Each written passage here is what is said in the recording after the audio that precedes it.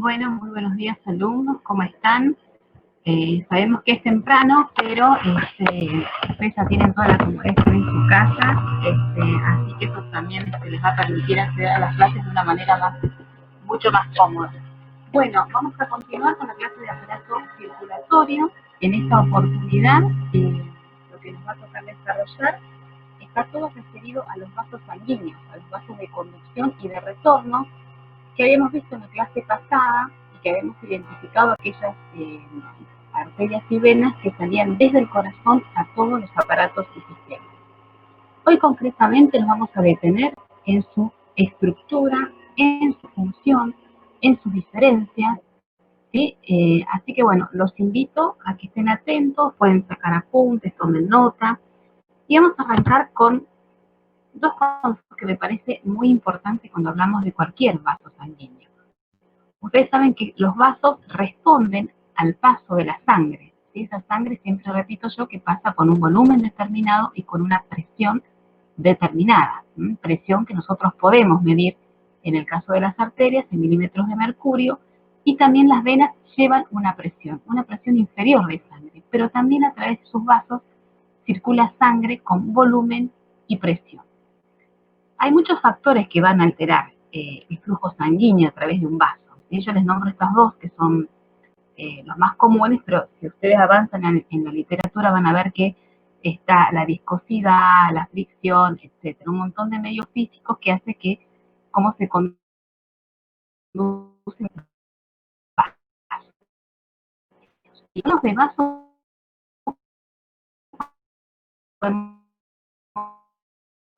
empezar. Se escucha entrecortado, Cecilia. Ay, ¿se escucha muy feo? A ver, pero un ratito que desconecto. Voy a desconectar acá una señal de Wi-Fi. A ver, ahí. Bueno, a ver, me avisan si se escucha bien. Ahí se escucha mejor. Perfecto, ahí desconecté un celu, capaz que me quita señal. Bien, continuando entonces con la clasificación y con la función y estructura de los vasos sanguíneos, nosotros decimos que a través de esos vasos circula sangre. Y esos vasos tienen sus características, tienen un diámetro, tienen una luz, tienen un calibre, ¿sí? Piensen que hay diferentes tipos de tamaños de vaso. No es lo mismo una arteria, el tamaño del calibre de una arteria que nace del corazón, que una arteriola que ya distribuyó toda esa sangre y va hacia los órganos terminales. Bien, entonces podemos sacar dos conceptos de todo esto. En primer lugar, cuando un vaso se agranda, cuando un vaso aumenta el diámetro, se agranda, es decir, cuando hay un aumento del vaso de la luz, estamos hablando de un concepto que se llama vasodilatación. Es decir, ese vaso sanguíneo aumenta su diámetro por alguna cuestión interna o externa, en respuesta, por supuesto, siempre, recuerden que el aparato cardiovascular está inervado en forma colaborativa a todos los aparatos y sistemas, y en este caso uno de los sistemas que va a realizar, ya sea la vasodilatación o la vasoconstricción en un vaso, es el sistema nervioso autónomo, que ya lo desarrollaremos más adelante. Pero sepan que está todo conectado y que en las paredes de los vasos hay ciertos sensores o vasoreceptores que vamos a ver más adelante, y que esto hace que la luz o el calibre del vaso, ¿sí?, aumenta o disminuye. Entonces, la vasodilatación corresponde al aumento del calibre de la luz de un vaso, sea arteria, sea vena, ¿sí?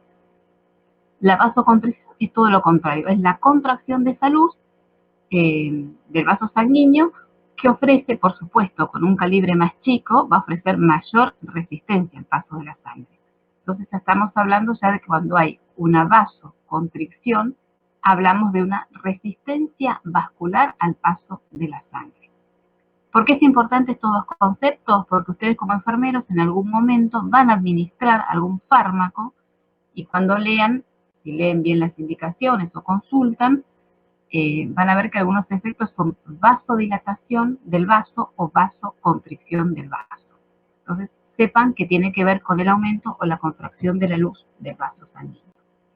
Continuamos con la clasificación de los vasos. Dijimos que los vasos más grandes salen desde el corazón, como las arterias y las venas.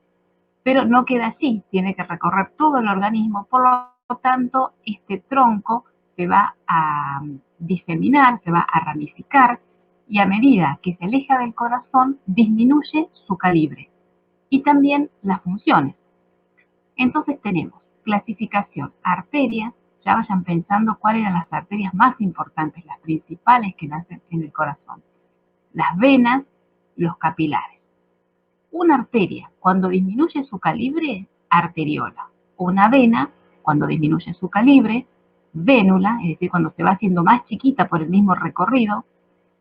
Y luego tenemos dentro de las arteriolas un concepto nuevo que habla de metaarteriolas, que está desarrollado en el tórtora también, y que esta metaarteriola pertenece a la microcirculación.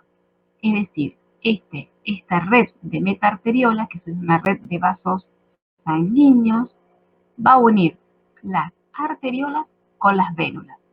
Muy importante su función, al igual que lo realizan los capilares. Bien. Cuando hablamos de los vasos sanguíneos, los podemos clasificar acorde a cómo están formados, a su estructura. Y cuando yo hablo de estructura, tengo que pensar en tejidos. ¿Se acuerdan del trabajo práctico de tejidos? Bueno, acá lo vamos a aplicar. Acá van a ver que hay diferentes tipos de tejido y en diferente cantidad también que constituye arterias y venas. Recordemos que la aorta constituye el tronco arterial vascular. De ahí se desprendía, se dividía y iba disminuyendo su calibre hacia las periferias. Tenemos una clasificación. Tenemos arterias grandes, de gran calibre, las elásticas. Imaginen cuál pueden ser las de gran calibre. La arteria pulmonar, la arteria aorta, ¿sí? Piensen que estas arterias, como nacen en el corazón, soportan mucha presión y además tienen que no solamente soportar esta presión, sino también tienen que poder acompañar el paso de la sangre en su movimiento ondular. Entonces van a estar compuestas de un tejido elástico que va a permitir amortiguar esa onda, ese flujo pulsátil que avanza por el interior de ella, generando, por supuesto, generado por la contracción cardíaca. Ahí les nombré unos ejemplos: carótida, subclavia, aorta y la pulmonar.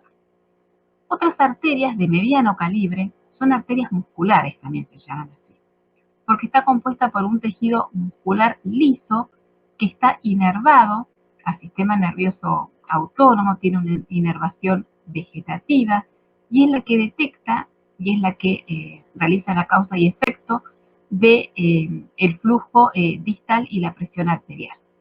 Muchas medicaciones, como yo les decía, muchos fármacos trabajan, ¿sí?, en las arterias, provocando vasoconstricción o vasodilatación.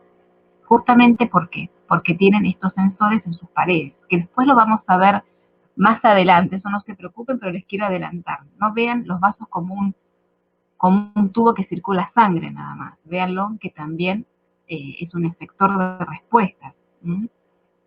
Bien, continuando con la clasificación de arterias, tenemos las de pequeño calibre, las arteriolas, que ya las había mencionado, y con las venas sucede lo mismo. Tenemos venas grandes, venas medianas y las venas terminales, que son las más pequeñas, que serían las vénulas. Luego agregaríamos a esta diapositiva los capilares, que es muy importante su función. Van a ver que su protagonismo está en el intercambio y en la difusión de sustancias y gases. Bien, si vamos a clasificar estos vasos por lo que hacen, ustedes van a ver y recuerdan que las arterias eran, ¿se acuerdan?, vasos de ¿qué? De conducción de sangre, mientras que las venas eran vasos de retorno de esa sangre que estaba carboxigenada para que se transforme en oxigenada. Entonces ustedes ya tienen que partir de dos conceptos importantes. Hay vasos que salen del corazón y hay vasos que regresan del corazón. Los vasos de conducción comprenden las grandes arterias. Son las arterias que yo les nombré al principio, las grandes de gran calibre, las arterias elásticas, que serían, por ejemplo, la arteria aorta, es una de ellas, entre tantas. Luego tienen otro tipo de vasos, que son los de distribución, que son los de calibre más mediano, por ejemplo, la arteria vascular. Tienen vasos de resistencia resistencia también, que en este caso son mucho más pequeñas su luz y lo que ofrecen es un control local de la circulación. Por ejemplo, un vaso de resistencia puede ser un capilar. Los vasos de intercambio también son los capilares, son vasos de calibres muy microscópicos, chiquitos, que se presentan en redes, en extensas redes. Piensen como un ovillo de capilares que intercambian sustancias. Estos son vasos de intercambio. Por último, tenemos los vasos de retorno o reservorio. Acá ya ustedes los llevo a pensar a las venas, ¿sí? Piensen cuando están parados en la cola de, no sé, del banco, ¿sí? Piensen que todo ese flujo sanguíneo queda estanco en ese vaso de reservorio que serían las venas, y es mayor el esfuerzo que tiene que hacer contra la gravedad para enviar la sangre desde abajo hacia arriba. ¿Sí? La red venosa tiene una distinción con la arterial que es mucho más compleja, es más abundante y contiene prácticamente 2/3 de la sangre circulante. Continuamos ahora, si diseccionamos una arteria y una vena, en ambas vamos a encontrar 3 capas. Túnica interna o íntima, túnica media o túnica externa adventicia. La túnica interna, la misma palabra lo dice, ¿sí? Va a ser la cara que va, digamos, a tener contacto con el tejido conectivo especializado, que es la sangre. En la túnica interna o íntima es la que va a delimitar la luz vascular. ¿Se acuerdan que yo les hablé que tiene un calibre? Bueno, la íntima es la que va a ser más chiquito o más grande, ¿sí? Esta luz vascular. Y está formada por un epitelio pavimentoso simple que se apoya sobre una capa de tejido conectivo. En la túnica interna íntima, para que ustedes tengan una idea, cuando tengan algún paciente con colesterol alto, ustedes van a ver que ese paciente se valora con valores de presión arterial mucho más altos. ¿Por qué? Porque justamente las placas de ateroma de ese colesterol se deposita en la cara interna del vaso, es decir, se deposita en la túnica interna y achica el calibre. Entonces, si yo tengo el mismo volumen de sangre, pero que tiene que pasar por un vaso más chiquito, eso genera mayor presión. Y es lo que nosotros los enfermeros lo valoramos como hipertensión arterial. Ahí tienen un ejemplo, ¿sí? De a mejor de una afección en la túnica interna. La túnica media está conformada ya por células musculares, ¿sí? Tiene fibras elásticas. Esto es lo que va a permitir también que se adapte al paso de la sangre. Luego, por afuera, tenemos la túnica externa, adventicia, que está formada por tejido conectivo y por fibras que contienen colágeno y fibras elásticas. La túnica externa es como que le daría, por decirlo así, un esqueleto externo. Ustedes van a ver que si uno corta disecciona una arteria y una vena, la arteria mantiene su forma, ¿sí? Mientras que la vena se colapsa. Antes se creían, cuando estudiaban los vasos sanguíneos, hace muchos años atrás, que la vena transportaba aire. O sea, la cortamos y queda como desinflada, colapsada. En realidad, se debía justamente a la diferencia en la composición de tejido de estos vasos. Bien, ya terminando, porque ya nos queda capilares, ahí les vuelvo a repetir un poquito de túnica íntima, está formada por un endotelio en contacto con la sangre, la túnica media como una capa circular de células musculares que permite justamente la contracción, el estiramiento y volver a recobrar su tamaño primitivo. La túnica adventicia o externa está compuesta por fibras, ¿sí?, de colágeno que son las que mantienen la estructura del vaso. Bien. Dijimos entonces que tanto para venas y arterias, ambas tienen estas 3 capas. Pero hay una diferencia. En las venas, ¿sí?, la túnica adventicia, en las grandes venas, el grosor de esta capa va a ser mayor que el de la capa media. Otra diferencia, en la túnica íntima, ¿sí?, donde pasaba la sangre, ¿se acuerdan que era la que tenía contacto con la sangre? Acá en las venas, este tejido se va a plegar hacia la luz del vaso y va a formar como 2 hojuelas o válvulas venosas, justamente por la función de la vena, ¿sí?, de ser un vaso de retorno. Estas válvulas en su cara interna van a evitar que el flujo vuelva, ¿sí?, o sea, que evitan el flujo retrógrado. Por supuesto que las válvulas son más abundantes en los miembros inferiores. Entonces acá tienen otra diferencia, ¿sí? Las venas tienen válvulas, las arterias no. Las venas tienen una pared más fina que las arterias debido al menor espesor de la capa muscular